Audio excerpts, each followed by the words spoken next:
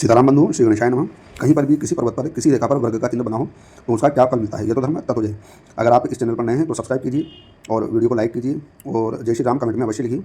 आप अगर कुंडली दिखाना चाहते हैं अथवा कुंडली नहीं है तो हस्तरेखा के माध्यम से यदि आप अपने भाग्य का फलादेश चाहते हैं तो हमसे संपर्क कर सकते हैं। जैसे कि हम जब कुंडली देखते हैं तो कहीं ग्रह किसी भी ग्रह का प्लेसमेंट होता है तो वहाँ पर कभी कभी वर्ग का चिन्ह देखने में आता है। तो वर्ग का चिन्ह देखने में आता है तो हम ये मानते हैं कुंडली में कि उस व्यक्ति का उस ग्रह से संबंधित शुभ फल है वो बढ़ जाता है, और अगर वो अशुभ भी है और वर्ग हो रहा है तो हम ये समझ जाएंगे कि उसके अशुभ फल में कमी हो गई है, अर्थात वर्ग अच्छा होता है। इसी प्रकार से हस्तरेखा में भी वर्ग अच्छा होता है। हर पर्वत पर हर रेखा पर वर्ग का अलग अलग फल मिलता है। तो हमने यहाँ पर कुछ साइन बनाए हैं, उनको हम देखने का प्रयत्न करते हैं कि किस वर्ग का कहाँ पर क्या फल मिल रहा है। और अगर आपकी हस्तरेखा में भी वर्ग है, ये स्पष्ट होना चाहिए कि वर्ग क्लियर होना चाहिए, अच्छा होना चाहिए। चलिए देखते हैं। सबसे पहले हम लेते हैं ये शुक्र पर्वत। ये आपका शुक्र पर्वत है, इसको नंबर 1 हम काउंट कर लेते हैं। यहाँ पर नंबर 1, अगर शुक्र पर्वत पर किसी के वर्ग का निशान हो तो वह व्यक्ति जो होता है उसको वो प्रेम में सावधानी बरतता है, उसका प्रेम निष्कलंक होता है। जिसके प्रति पुरुष हो तो स्त्री के प्रति, स्त्री हो तो पुरुष के प्रति निष्कलंक प्रेम प्राप्त होता है। यदि कहीं पर भी ये जो आपकी जीवन रेखा है इस पर कहीं पर भी वर्ग का निशान हो तो उसके जीवन में शुभता बढ़ जाती है, मतलब कि वो बिना संकट विघ्न बाधा के अपना जीवन जीता है। छोटी मोटी बीमारियां छोटे मोटे हाथ से छोड़ दी जाएं, साधारण रूप से उसका जीवन अच्छा रहता है। अन्य ग्रहों की स्थिति भी शुभ होनी चाहिए। अब यदि हम यहाँ ये जो भाग्य रेखा निकल रही है इसको नंबर 2 कर देते हैं, आपके नंबर 2।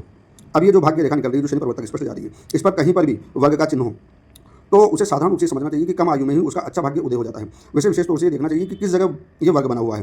देखो, वर्ग और व्रत में अंतर समझना पड़ेगा। तो व्रत तो हमेशा शुभ हो या नहीं हो, लेकिन ये जो वर्ग होता है ये हमेशा शुभ होता है। तो अगर मान लो यहाँ बना हुआ है तो उस हिसाब से आयु का अवलोकन कर लें, यहाँ बने वर्ग तो उस हिसाब से आयु का अवलोकन कर लेंगे, उस समय उसका भाग्य की उन्नति हो जाएगी और उसको उसका भाग्य का लाभ मिलने लग जाएगा। अब ये हो गया तीसरा टॉपिक। अब मान लेते हैं चौथा लेते हैं, ये जो राहु पर्वत है, ये राहु पर्वत, राहु क्षेत्र।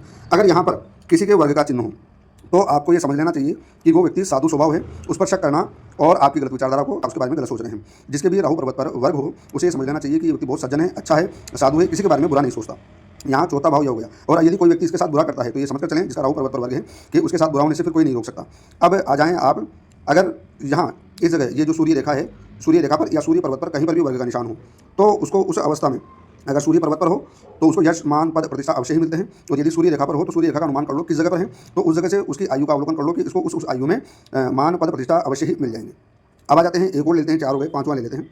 ये पाँचवां, यदि ये जो विवाह रेखा है, ये जो विवाह रेखा बनी हुई है इस पर वर्ग का चिन्ह हो, चाहे पुरुष हो तो उसके हाथ में, यदि स्त्री हो तो उसके हाथ में, उसकी पति या पत्नी सुंदर सुशील होंगे, ससुराल पक्ष से एक अच्छा लाभ होगा, उसके संबंध अच्छे रहेंगे और ससुराल पक्ष से हमेशा उसे लाभ मिलता रहेगा। तो इस प्रकार से वर्ग का निशान किसी भी ग्रह पर हो, गुरु पर हो तो उसका भाग्य उदय अच्छा होता है, शनि पर हो तो उसका शनि अच्छा रहता है, धार्मिक और न्यायप्रिय व्यक्ति होता है। इस प्रकार से समझ लेना चाहिए।